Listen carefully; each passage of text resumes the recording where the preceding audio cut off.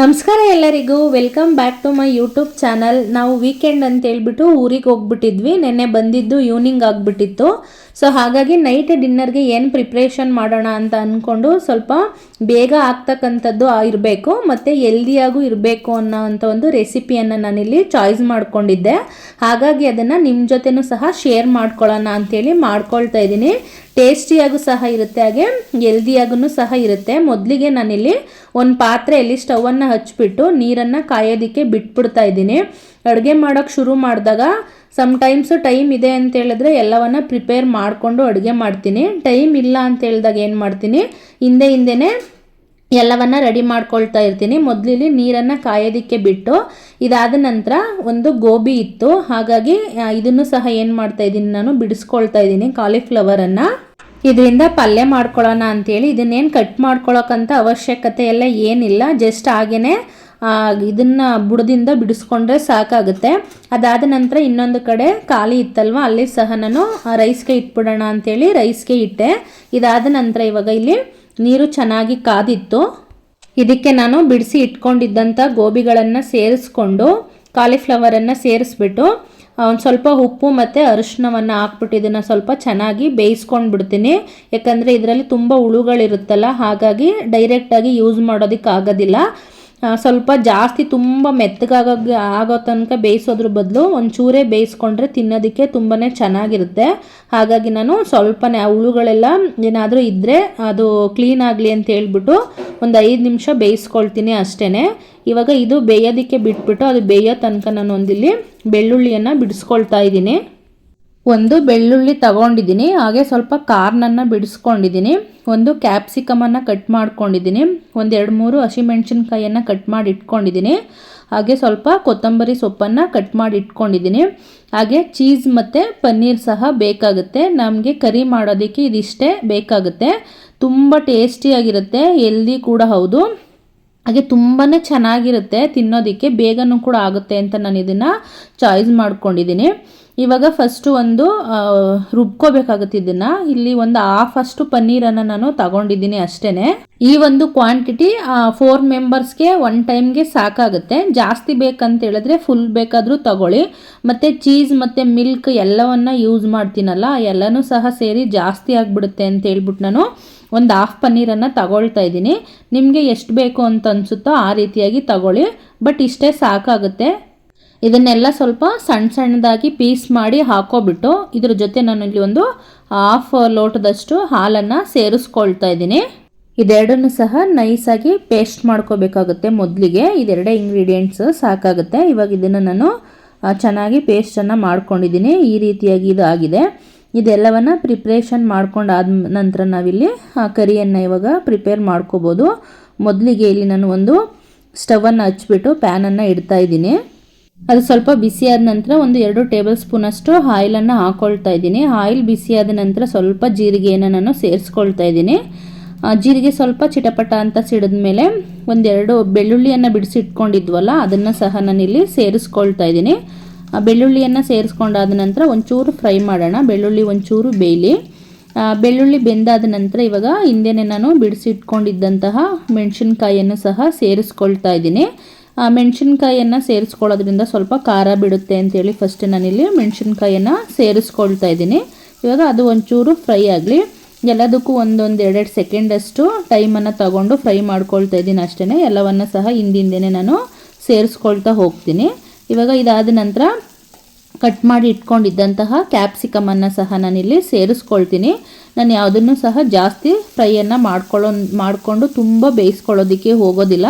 ಸ್ವಲ್ಪನೇ ಒಂದಾದ ನಂತರ ಒಂದನ್ನು ಸೇರಿಸ್ಕೊಂಡು ಬಾಡಿಸ್ಕೊಳ್ತಾ ಇದ್ದೀನಿ. ಇದಾದ ನಂತರ ಈ ಬಿಡಿಸಿ ಇಟ್ಕೊಂಡಿದ್ದಂತಹ ಕಾರ್ನನ್ನು ಸಹ ನಾನಿಲ್ಲಿ ಸೇರಿಸ್ಕೊಳ್ತಾ ಇದ್ದೀನಿ. ಇವಾಗ ಎಲ್ಲವನ್ನ ಸೇರಿಸ್ಬಿಟ್ಟು ಒಂದು 2-3 ನಿಮಿಷಗಳ ಕಾಲ ಒಂಚೂರು ಫ್ರೈ ಮಾಡಿಕೊಂಡ್ರೆ ಆಯಿತು. ಇವಾಗ ಇದೆಲ್ಲ ಚೆನ್ನಾಗಿ ಫ್ರೈ ಆದ ನಂತರ ಎಲ್ಲ ಚೆನ್ನಾಗಿ ಮಿಕ್ಸ್ ಆದ ನಂತರ ನಾನು ಇವಾಗ ಪನ್ನೀರು ಮತ್ತು ಹಾಲು ಎರಡನ್ನೂ ಸಹ ಸೇರಿಸ್ಕೊಂಡು ರುಬ್ಬಿ ಇಟ್ಕೊಂಡಿದ್ನಲ್ವ, ಆ ಒಂದು ಪೇಸ್ಟನ್ನು ನಾನಿಲ್ಲಿ ಸೇರಿಸ್ಕೊಳ್ತಾ ಇದ್ದೀನಿ. ಇವಾಗ ಇದು ಸ್ವಲ್ಪ ಚೆನ್ನಾಗಿ ಕುದ್ರೆ ತುಂಬ ಗಟ್ಟಿಯಾಗಿ ಚೆನ್ನಾಗಾಗುತ್ತೆ. ಇವಾಗ ಇದ್ರ ಜೊತೆ ನಾನು ಒಂದು ಸ್ವಲ್ಪ ಮಿಕ್ಸಿ ಜಾರನ್ನು ಸಹ ತೊಳ್ಕೊಂಡು ಒಂಚೂರು ನೀರನ್ನು ಸಹ ಇದ್ರ ಜೊತೆ ಸೇರಿಸ್ಕೊಳ್ತಾ ಇದ್ದೀನಿ. ಬೇಕಂತಂದರೆ ಸೇರಿಸ್ಕೊಳ್ಳಿ, ಬೇಡ ಸ್ವಲ್ಪ ಗಟ್ಟಿಯಾಗಿ ಇರಲಿ ಅಂತ ಹೇಳಿದ್ರೆ ಸೇರಿಸ್ತಕ್ಕಂಥ ಅವಶ್ಯಕತೆ ಏನಿಲ್ಲ. ಮತ್ತು ಅದು ಕುದೀತಾ ಗಟ್ಟಿ ಆಗುತ್ತೆ, ಹಾಗಾಗಿ ನಾನು ಸೇರಿಸ್ಕೊಳ್ತಾ ಇದ್ದೀನಿ. ಜಾಸ್ತಿ ತುಂಬ ನೀರನ್ನು ಹಾಕಬೇಡಿ, ಯಾಕಂದರೆ ಇದು ಸ್ವಲ್ಪ ಗಟ್ಟಿಯಾಗಿದ್ರೇ ಕ್ರೀಮಿಯಾಗಿದ್ರೇ ತಿನ್ನೋದಕ್ಕೆ ಚೆನ್ನಾಗಿರುತ್ತೆ. ಹಾಗಾಗಿ ಸ್ವಲ್ಪ ನೀರನ್ನು ಸೇರಿಸ್ಕೊಂಡು ಇಲ್ಲಿ ನಾನು ತೊಳೆದ್ಬಿಟ್ಟು ಸೇರಿಸ್ಕೊಂಡಿದ್ದೀನಿ. ಇದಾದ ನಂತರ ಒಂದು ಸ್ಲೈಸಷ್ಟು ಚೀಸನ್ನು ಸಹ ನಾನಿಲ್ಲಿ ಸೇರಿಸ್ಕೊಳ್ತಾ ಇದ್ದೀನಿ. ಟ್ರಸ್ಟ್ ಮೀ ತುಂಬಾ ಚೆನ್ನಾಗಿರುತ್ತೆ ಈ ಕರಿ ಅಂತೂ, ಮತ್ತು ಬೇಗನೂ ಸಹ ಆಗುತ್ತೆ. ಇದಾದ ನಂತರ ಸ್ವಲ್ಪ ಉಪ್ಪನ್ನು, ರುಚಿಗೆ ತಕ್ಕಷ್ಟು ಉಪ್ಪನ್ನು ಸಹ ನಾನಿಲ್ಲಿ ಸೇರಿಸ್ಕೊಳ್ತಾ ಇದ್ದೀನಿ. ಇವಾಗ ನಾವು ಬೇರೆ ಕರಿಗಳನ್ನು ಮಾಡಬೇಕಂತ ಹೇಳಿದ್ರೆ ತರಕಾರಿಗಳನ್ನೆಲ್ಲ ಕಟ್ ಮಾಡಿಕೊಂಡು ಇರಬೇಕಲ್ವ, ಆ ಟೈಮಲ್ಲಿ ತುಂಬ ಹಶ್ವಾಗುತ್ತೆ ಅಂತೇಳಿ ಅಥವಾ ಅದನ್ನು ಮಾಡೋದಕ್ಕಾಗಲ್ಲ ಅಂತೇಳಿ ಏನೇನೋ ಆಪ್ಷನ್ಗಳನ್ನು ತೊಗೊಬಿಟ್ಟಿರ್ತೀವಿ, ಅಥವಾ ಹೋಟ್ಲಲ್ಲಿ ತಂದು ತಿಂತಕ್ಕಂಥದ್ದು ಆ ಥರದಲ್ಲೆಲ್ಲ ಮಾಡಿಬಿಟ್ಟಿರ್ತೀವಿ. ಹಾಗಾಗಿ ಈ ಥರ ಬೇಗ ಆಗ್ತಕ್ಕಂಥ ಕರಿಗಳನ್ನು ಬೇಗ ರೆಡಿ ಮಾಡಿಕೊಂಡ್ರೆ ಸ್ವಲ್ಪ ಹೆಲ್ದಿಯಾಗೂ ಸಹ ತಿನ್ಬೋದು. ಇವಾಗ ಮೇಲೆ ಸ್ವಲ್ಪ ಸ್ಪೈಸಸ್ಗಳನ್ನು ಆ್ಯಡ್ ಮಾಡ್ಕೊಳ್ತಾ ಇದ್ದೀನಿ. ಇಲ್ಲಿ ಆರಿಗ್ಯಾನೋವನ್ನು ಆ್ಯಡ್ ಮಾಡ್ಕೊಳ್ತಾ ಇದ್ದೀನಿ. ಇದೆಲ್ಲ ಆಪ್ಷನಲ್ಲು, ಬೇಕಂದರೆ ಸೇರಿಸ್ಕೋಬೋದು, ಬೇಡ ಅಂತ ಹೇಳಿದ್ರೆ ಸ್ವಲ್ಪ ಇದನ್ನು ಮೆಣಸಿನ ಪೌಡ್ರನ್ನು ಹಾಕ್ಕೊಂಡ್ರೆ ಸಾಕಾಗುತ್ತೆ. ಹಾಗೆ ಸ್ವಲ್ಪ ಚಿಲ್ಲಿ ಫ್ಲೇಕ್ಸನ್ನು ಸ್ವಲ್ಪ ಆ್ಯಡ್ ಮಾಡ್ಕೊಳ್ತಾ ಇದ್ದೀನಿ ಖಾರಕ್ಕೆ ಅಂತ ಹೇಳ್ಬಿಟ್ಟು. ಅದಾದ ನಂತರ ಲಾಸ್ಟಲ್ಲಿ ಕೊನೆಯದಾಗಿ ಸ್ವಲ್ಪ ಪೆಪ್ಪರ್ ಪೌಡ್ರನ್ನು ಅಂದರೆ ಮೆಣಸಿನ ಪೌಡ್ರನ್ನು ಯೂಸ್ ಮಾಡ್ಕೊಳ್ತಾ ಇದ್ದೀನಿ. ಬೇಕಂತ ಹೇಳಿದ್ರೆ ಒಣಮೆಣಸಿನ ಹಣ್ಣಿನ ಪೌಡ್ರನ್ನು ಸಹ ನಾವು ಕಾಶ್ಮೀರಿ ಚಿಲ್ಲಿ ಪೌಡ್ರನ್ನು ಸಹ ಆ್ಯಡ್ ಮಾಡ್ಕೋಬೋದು. ಬಟ್ ಅದೇ ಒಂದು ರೀತಿಯಾದಂಥ ಟೇಸ್ಟನ್ನು ಕೊಡುತ್ತೆ, ಇದೇ ಒಂದು ರೀತಿ ಮೈಲ್ಡಾಗಿ ಚೆನ್ನಾಗಿರುತ್ತೆ, ಇದೇ ಒಂದು ರೀತಿಯಾದಂಥ ಟೇಸ್ಟನ್ನು ಕೊಡುತ್ತೆ. ಎಲ್ಲವನ್ನು ಸೇರಿಸ್ಕೊಂಡು ಇವಾಗ ಚೆನ್ನಾಗಿ ಕುದಿಯೋದಕ್ಕೆ ಬಿಡೋಣ. ಒಂದು 5 ನಿಮಿಷ ಕುದಿದ್ರೆ ಸಾಕಾಗುತ್ತೆ. ನಿಜವಾಗ್ಲೂ ಹೇಳ್ತೀನಿ, ಇದು ಕುದಿಯೋಕ್ಕೆ ಸ್ಟಾರ್ಟ್ ಮಾಡಿದಾಗ ಸ್ಮೆಲ್ ಬರ್ತಾ ಇರುತ್ತೆ, ಎಷ್ಟೊತ್ತಿಗೆ ಊಟ ಮಾಡ್ತೀವೋ ಅನ್ನೋ ಥರ ಫೀಲ್ ಆಗುತ್ತೆ. ಮತ್ತು ತುಂಬಾ ಚೆನ್ನಾಗಿರುತ್ತೆ. ಮಕ್ಳಿಗೂ ಇದೆಲ್ಲ ಚೀಸ್ ಆಗ್ತಕ್ಕಂಥದ್ದು ಮತ್ತು ಆರಿಗ್ಯಾನೋ, ಚಿಲ್ಲಿ ಫ್ಲೇಕ್ಸು, ಇದೆಲ್ಲ ಫ್ಲೇವರ್ಸ್ಗಳು ಮಕ್ಳಿಗೂ ಸಹ ಇಷ್ಟ ಆಗುತ್ತಲ್ಲ. ಈಗ ಪಿಜ್ಜಾ ಅದೆಲ್ಲ ತಿಂದ್ಬಿಟ್ಟು ಇಷ್ಟ ಆಗ್ತಾ ಇರುತ್ತಲ್ಲ, ಸೊ ಹಾಗಾಗಿ ತುಂಬ ಖುಷಿಯಾಗಿ ಊಟ ಮಾಡ್ತಾರೆ. ನಾನು ಸಾಮಾನ್ಯವಾಗಿ ಜಾಸ್ತಿ ಏನಾದರೂ ತುಂಬ ಟೈಮ್ ಆಗಿಬಿಟ್ಟಿದೆ, ಅಡುಗೆ ಫಾಸ್ಟಾಗಿ ಏನು ಮಾಡ್ಕೊಳ್ಳೋದು ಕ್ವಿಕ್ಕಾಗಿ ಅಂತ ಏನಾರು ಅನಿಸ್ದಾಗ ನಾನು ಈ ರೀತಿಯಾದದ್ದನ್ನೇ ಮಾಡ್ಕೊಳ್ತಕ್ಕಂಥದ್ದು. ಹಾಗಾಗಿ ಇವತ್ತು ಶೇರ್ ಮಾಡೋಣ ಅನ್ನಿಸ್ತು, ಶೇರ್ ಮಾಡ್ಕೊಳ್ತಾ ಇದ್ದೀನಿ. ಈಗ ಕೊನೆಯದಾಗಿ ಅದನ್ನು ಕುದಿಯೋದಕ್ಕೆ ಬಿಡೋದಕ್ಕೆ ಮೊದಲೇ ಒಂದು ಸ್ವಲ್ಪ ಕೊತ್ತಂಬರಿ ಸೊಪ್ಪನ್ನು ಮೇಲೆ ಉದುರಿಸ್ತಾ ಇದ್ದೀನಿ. ಹಾಕ್ಬಿಟ್ಟು ಇವಾಗ ಇದನ್ನು ಒಂದು 5 ನಿಮಿಷ ಲಿಡ್ಡನ್ನು ಕ್ಲೋಸ್ ಮಾಡಿಬಿಟ್ಟು ಕುದಿಯೋಕ್ಕೆ ಬಿಟ್ಬಿಡೋಣ. ನೋಡಿ ಇವಾಗ ಕುದೀತಾ ಇದೆ, ಈ ಥರ ಆಗಿದೆ, ಸ್ವಲ್ಪ ಗಟ್ಟಿ ಬಂದಿದೆ.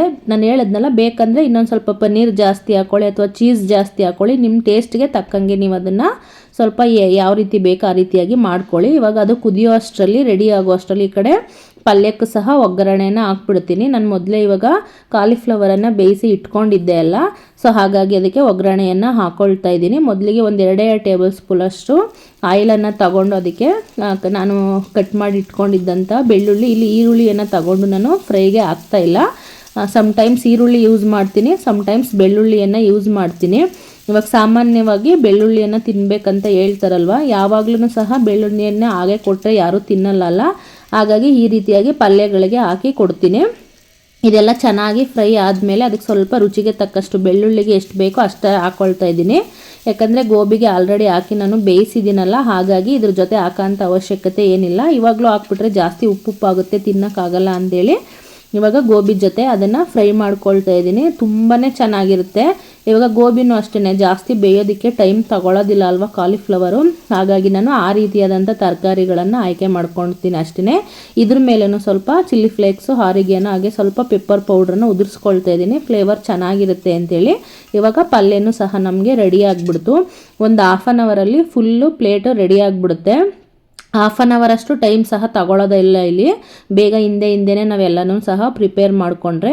ಇವಾಗ ಬಿಸಿ ಅನ್ನನೂ ಸಹ ರೆಡಿಯಾಗಿದೆ. ಇವಾಗ ನಾನು ಇದನ್ನು ಪ್ಲೇಟ್ಗೆ ಸರ್ವ್ ಮಾಡಿ ತೋರಿಸ್ತಾ ಇದ್ದೀನಿ.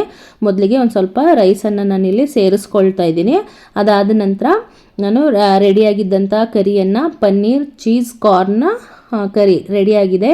ತುಂಬಾ ಟೇಸ್ಟಿಯಾಗಿರುತ್ತೆ, ತುಂಬಾ ಚೆನ್ನಾಗಿರುತ್ತೆ. ನೀವು ಸಹ ಒಂದು ಟೈಮ್ ಟ್ರೈ ಮಾಡಿ ನೋಡಿ. ಅದರಲ್ಲೂ ಈ ಚೀಸು, ಪನ್ನೀರು ಇದೆಲ್ಲ ಇಷ್ಟ ಆಗ್ತಾಯಿದೆ ಅಂತ ಅನ್ನೋರ್ಗಂತೂ ತುಂಬಾ ಇಷ್ಟ ಆಗುತ್ತೆ. ಇದಾಗಿತ್ತು ಇವತ್ತಿನ ಒಂದು ನನ್ನ ಡಿನ್ನರ್ ರೆಸಿಪಿ. ಇವಾಗ ನಾವು ಊಟವನ್ನು ಮಾಡಿಕೊಂಡು ಬರ್ತೀವಿ, ಮತ್ತು ನಾಳೆ ಮತ್ತೊಂದು ವಿಡಿಯೋದಲ್ಲಿ ಸಿಗ್ತೀನಿ.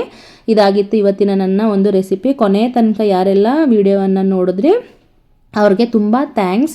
ಹಾಗೆಯೇ ಯಾರೆಲ್ಲ ನನ್ನ ವೀಡಿಯೋವನ್ನು ಸಬ್ಸ್ಕ್ರೈಬ್ ಮಾಡ್ಕೊಂಡಿದ್ದೀರಾ ಅವ್ರಿಗೂ ಸಹ ತುಂಬ ಥ್ಯಾಂಕ್ಸ್. ಹಾಗೆ ಯಾರೆಲ್ಲ ಸಬ್ಸ್ಕ್ರೈಬ್ ಮಾಡ್ದಿರೋ ವೀಡಿಯೋವನ್ನು ನೋಡ್ತಾ ಇದ್ದೀರಾ ದಯವಿಟ್ಟು ಸಬ್ಸ್ಕ್ರೈಬ್ ಮಾಡಿಕೊಂಡು ವೀಡಿಯೋವನ್ನು ನೋಡಿ ಹಾಗೆ ಸಪೋರ್ಟನ್ನು ಮಾಡ್ತಾ ಇರಿ ಅಂತ ಕೇಳ್ಕೊಳ್ತಾ ಈ ಒಂದು ವೀಡಿಯೋವನ್ನು ನಾನು ಇಲ್ಲಿಗೆ ಎಂಡ್ ಮಾಡ್ತಾ ಇದ್ದೀನಿ.